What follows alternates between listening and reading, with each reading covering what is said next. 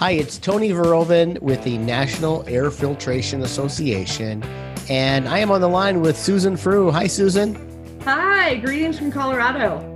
Susan is the Susan is the CEO and owner of Sunshine Plumbing, Heating, and Air in Denver, and I can guess why you called your name Sunshine Plumbing and Heating and Air. Well, it's actually named after my stepdaughter, who when I got married and she became my stepdaughter, she was 15. So it wasn't always all sunshine, but now that she's a little bit older, it's much better.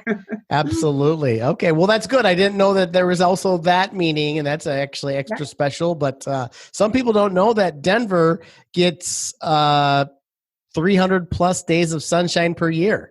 Yes, equal to only Southern California. And that's Southern California and Colorado, same weather. Excellent. So for those who live in the frozen tundra, so maybe vacation. Yeah, if the plane ticket to LA is too expensive, head to Denver for that seasonal affective disorder treatment. Yes. Don't go to Seattle. That'd be bad. Right. Well, Susan, thanks so much for joining us. The reason I wanted to speak with you is because you are our keynote speaker at NAFA's technical seminar, March 31st through the 2nd. And so I wanted to invite you on just to speak to our attendees and potential attendees and introduce them to you just a little bit in advance. Wonderful. Hi, everyone. I can't wait to see you in Phoenix. It's going to be awesome. And that's a lot of sunshine there, too. That should be great. I'm looking forward. I'm taking a trip for a trip to Las Vegas in January, and I'll be in March in Phoenix. So it'll be a nice little break here from Wisconsin, where we are at here. So I wanted to talk to you a little bit, Susan, about your topic. And have you just maybe help tell our potential attendees about your topic here. So let's maybe just jump right into that. What is the subject matter? You're our keynote speaker, and then I'm going to give people a little surprise here after you kind of mention that. Okay, so my topic is going to be compete on awesome, not on price. And that has sort of been our philosophy here from Sunshine from the very beginning. So I was a business coach for many, many years, and I coached 17 different trades, right? So it was crazy. I'm the daughter of a carpenter. So somehow that all came together, and all of these trades people started coming to me, and I sort of became the expert. And then when I met and married my husband, he was a master plumber, NATE certified HVAC technician, and back in the day, a journeyman electrician. So I was in the trades. But when we entered the Denver market, we were up in the mountains. Prior to that, we had 950 competitors. So we needed to find a way to compete, and we did not want to compete on price because we did not want to compete on Chuck in a truck and the guy on Craigslist. We wanted to compete with some formidable opponents or competitors in the market, but we just decided to make our service outstanding and not get down to the nickel and diming each other back and forth. Right. So that is a great point. There's so many things I want to say because I come from a sales career as well, and so for you talking about there's always somebody who will be a lower price, and I always tell I always told customers there's price, service, and quality. You get to pick two. Right. Because you can't have all three. You cannot have all three. If somebody can tell me which company out there is providing all three, I will love to see it, but I've never seen it. I've also heard it said, do you want it cheap, fast, or good? Yes, exactly. And so a lot of our members out there are salespeople. They're business owners, right? They're manufacturers. Everybody's selling something, right? So, but everybody that comes to our meetings are, they're manufacturers, they're distributors, they're salespeople, and things like that. So I think we're all kind of in the same boat. So give us, I guess, maybe just a couple. What are some of the takeaways that somebody who attends our conference is going to get from your session? Well, I always hope for people to walk away with 2 to 3 ideas that they can go and implement in their business, regardless of what your industry is. Now, I speak to a lot of different trades and peripheral trades organizations. So I really understand your customer demographic, what have you. But the message is always this: you have to remain memorable. So whatever it is that you can do to set yourself apart from everyone else in the pack, that's what you need to focus on. Otherwise, you're just going to become plain vanilla like everyone else, and you're going to be fighting on price all the time. So you need to be known for something, right? For us, we were known for our brownies. We send thank you cards and brownies to all of our customers, every single customer for the first year, and then that became a little bit too expensive to do. Now we always send a thank you card, and we send cookies or brownies when they spend a little bit more. Then we send gift baskets if they buy a full HVAC system or a boiler or something to that effect that's very expensive. And then if we make a mistake, we send flowers and say we're sorry because we screw up sometimes.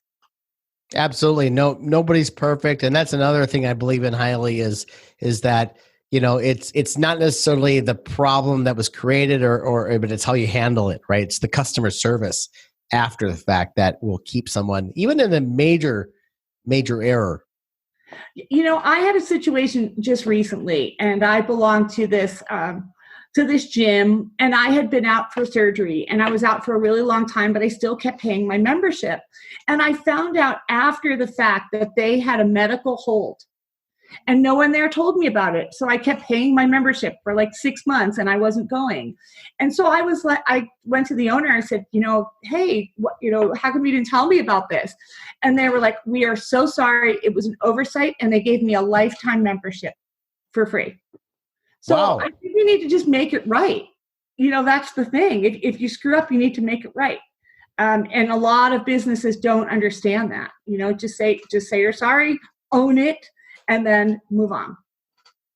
Yeah, I think that's true in a lot of cases, as well as owning your mistake will kind of help you get past and help the customer get past that. But it's the whole, I think, you know, hanging on or, you know, trying to nickel and dime your way out of it, or that's not what works in the long term. Absolutely. Right?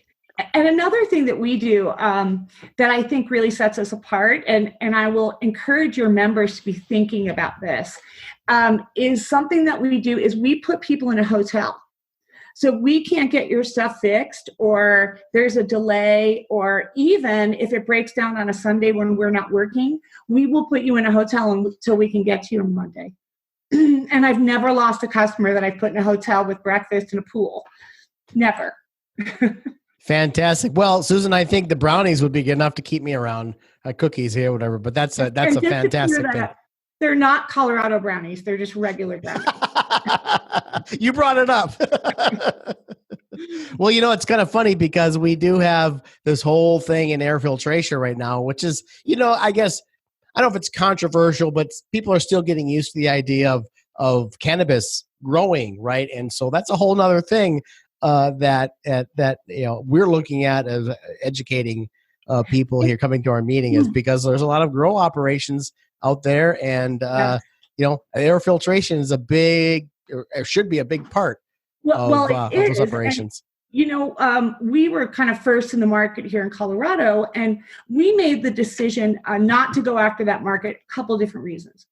One is the smell that lingers on the people's clothing. And that's not even the smoke or anything. It's the grow part is very smelly, right? And the technicians will leave the job from tip to toe and have to, you know, get changed in the garage or something because it's terrible and you can't get it out. And then the other part was that immediacy, right? So if their grow goes down on Saturday at midnight, you better be able to service it because they could lose $1 million. And we just weren't big enough, a big enough operation to have that type of support. And the filtration is key because there's all these laws about what that odor does outside the building. And the filtration is absolutely essential to that, having the right filtration products so that they can contain that odor because it's bad. There's some neighborhoods here you'll drive around and even with the windows closed, you can smell it. Wow, fantastic. Well, you know, it's even interesting here locally in Madison, Wisconsin here.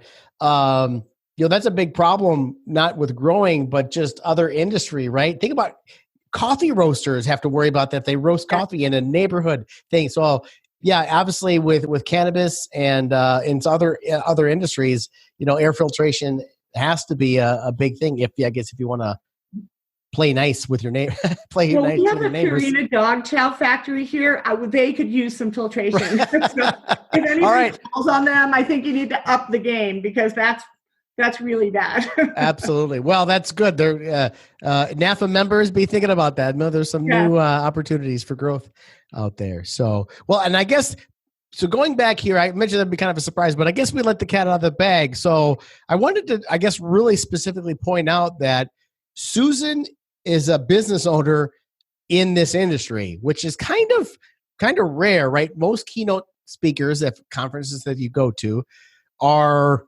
keynote speakers and subject matter of whatever they're speaking about, but not necessarily at the trade show or the organization or the audience that they're speaking about. They try to bring it down to a certain level or customize it, which is completely fine. But I just think it's great that, Susan, you actually own your own plumbing, heating, and air business. So I think our members will really love that, because obviously you're not necessarily you're not super niche into air filtration. You're not a distributor or manufacturer of that, but obviously you work with this stuff, an ancillary basis, right? Yes. And in my own home too. And we do sell air filtration to our clients. It's a big thing here. So, that's definitely a product line that we carry. And I do understand the industry. And after coaching 17 different trades, so the most unusual one that I coach, they clean ceilings. That's all they do. Clean ceilings. But wow. I've had a chance to dip into pretty much any trade out there that you can think of. I've been there. Excellent. So let's go back a little bit here. Let's talk up a little bit. How did you get here today? How did you come to own this business? You mentioned that obviously your family, your dad was kind of in the trade, so that might give me a little glimpse into that. Maybe tell me that little deeper story of how you got here. Well, I was a business coach. First of all, I was an international general manager for AT&T Wireless. So I was down in the Caribbean running 2 of their country operations, which that wasn't horrible, I have to say. And when I came back, AT&T offered me a position in either Atlanta or Seattle. And I had already made my home in Colorado. I'm originally from New Jersey, lived in New York City, and I really liked it here and I wanted to stay. So I bought a business coaching firm. And that's where I coached 150 different companies and 17 different trades. And through that, there's a very funny story, which I will save for my keynote, of how I met my husband, who is the plumber, HVAC technician, and electrician. And he also is a boiler genius. That is what some people call him. He's been published 11 times. So when we met and got married, we joked that we merged our talents. And Sunshine Plumbing, Heating, Air was born. Because prior to that, he was Sunshine Solar and Mechanical. And when we moved down to Denver and started all over again, we went into the service business because we felt that service was an industry that would hold up a lot better during a recession. And we'd just been through the recession, so we didn't want to do that again. So that's how Sunshine Plumbing, Heating, Air was born.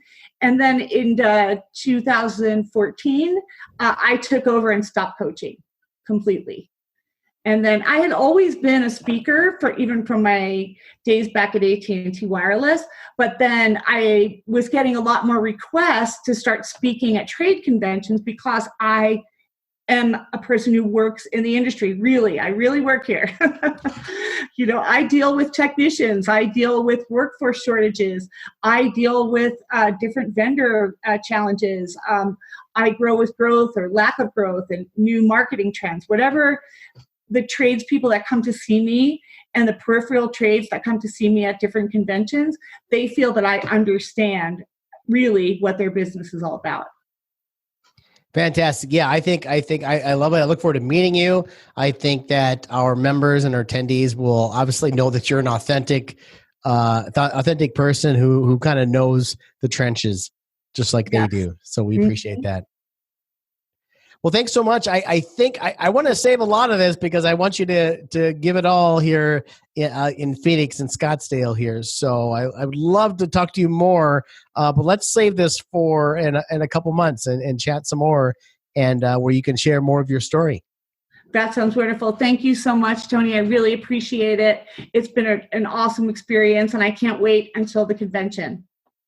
Fantastic. Thanks so much, Susan Frew, Sunshine Plumbing, Heating, and Air, and soon to be NAFA keynote speaker at the 2020 technical seminar in Phoenix, Scottsdale, March 31st through April 2nd. Thanks so much. See you there. Thanks. For more information about how the National Air Filtration Association's membership, networking, education, and certifications can improve your career and business, visit nafahq.org.